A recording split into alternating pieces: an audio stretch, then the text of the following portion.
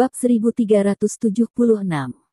Lalu, dalam waktu kurang dari sehari, Abel mengundang sekelompok tentara bayaran yang terkenal di dunia Red Shield.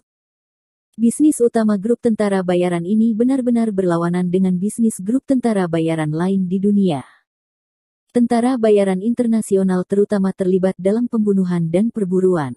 Banyak kelompok tentara bayaran bahkan dapat masuk ke peringkat pembunuh dunia. Seperti organisasi pembunuh palang hitam terkenal yang sebelumnya dicari Abel, pendahulunya, itu adalah kelompok tentara bayaran. Dan Abel sekarang berkata bahwa bisnis utama dari kelompok tentara bayaran yang dia undang adalah untuk melindungi orang. Seperti nama organisasi mereka Red Shield. Faktanya, di mata orang dalam mereka, bisnis yang dijalankan Red Shield adalah bisnis yang paling sulit. Karena di dunia ini, membunuh selalu yang paling mudah, dan melindungi orang selalu yang paling sulit. Oleh karena itu, harga yang digunakan untuk menyewa Red Shield biasanya 2 hingga 3 kali lipat dari harga organisasi pembunuh biasa.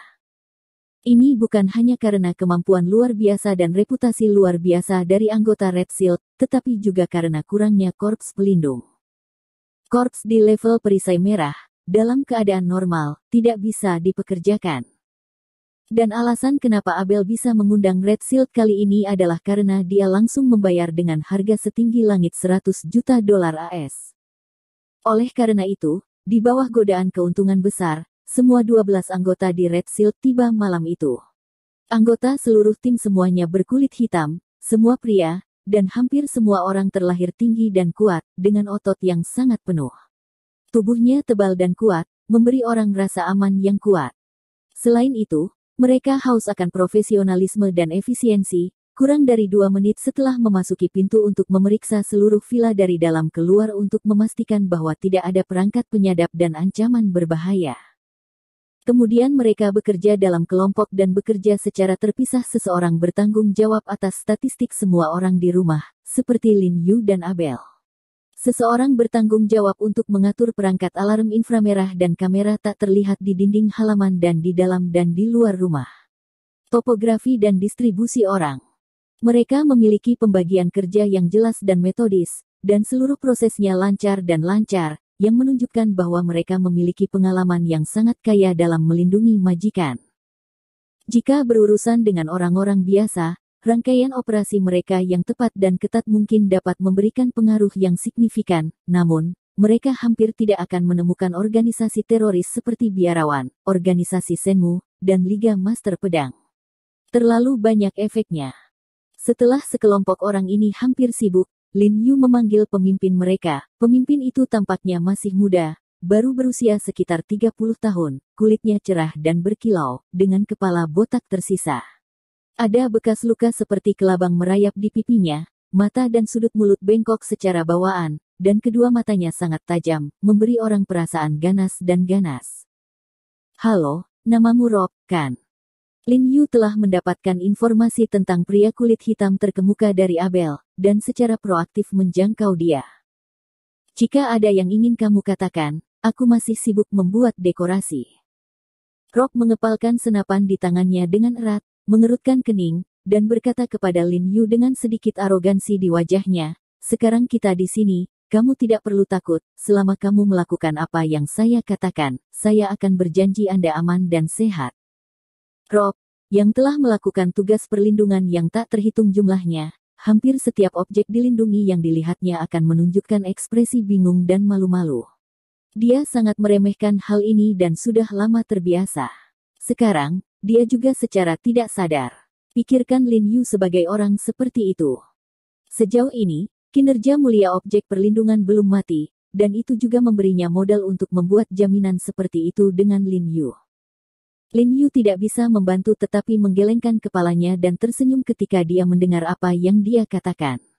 Kemudian dia melihat lurus dan berkata dengan nada serius, saya tahu, saya pasti mempercayai Anda, tetapi saya masih harus mengingatkan Anda sebelumnya bahwa kami akan bertemu dengan Anda kali ini.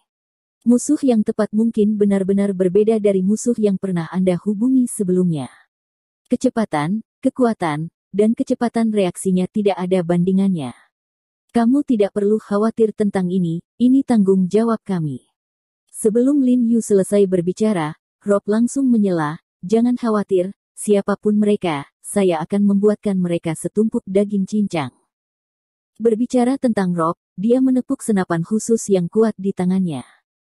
Lin Yu tersenyum tak berdaya lagi, mengetahui bahwa tidak peduli apa yang dia katakan, tentara bayaran yang sombong ini tidak akan percaya apa yang dia katakan.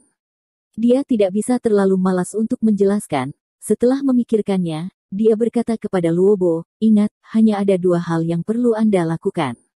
Pertama adalah mengirim orang untuk memeriksa sekitar area villa siang dan malam. Begitu Anda menemukan seseorang yang tidak normal, Anda harus melaporkannya tepat waktu. Kedua, setelah Anda menemukan seseorang yang berperilaku tidak normal, apa yang Anda inginkan apa yang mereka lakukan bukanlah menghadapi mereka, tetapi untuk segera mengawal Tuan Abler, Nona Sarana dan Nona En mundur untuk melindungi keselamatan mereka, ingat." "Apa katamu?"